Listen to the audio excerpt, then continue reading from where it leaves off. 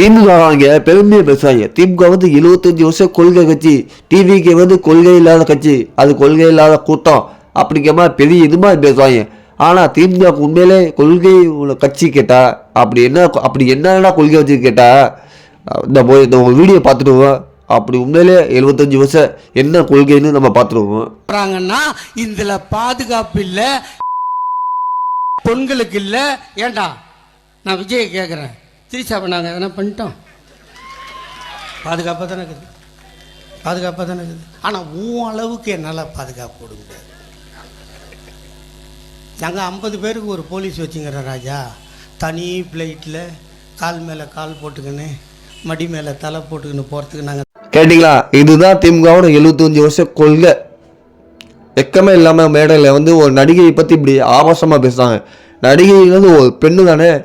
திமுக ஆட்சியில் பெண்களுக்கு பாதுகாப்பாக கொடுப்போம், பாதுகாப்பில் நாங்கள் தான் அப்படின்னு சொல்லிங்களே. அப்போது சினிமா நடிகைன்னு ஆம்பளையா? பொம்பளை தானே. பொம்பளை இப்படி ஆபாசமாக பேசுகிறவங்களுக்கு வெக்கமா இல்லையா?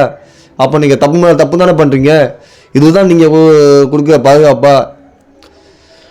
இது இந்த ஒரு பெண்ணை பற்றி பேசுனதுனால ஒட்டுமொத்த பெண்களே தப்பாக பேசுகிற மாதிரி இருக்குது.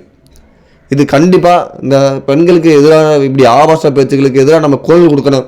கண்டிப்பாக திமுக ஆட்சி மறுபடியும் வரக்கூடாது. அப்படி வந்தால் நம்ம மேலே மிளகா வச்சுட்டு போயிடுவாங்க, இப்படி அவதூறு பேசத்தான் செய்வாங்க. அதனால் 2024 திமுக வீட்டுக்கு அனுப்பணும், திமுகவை தோற்கடிக்கணும்.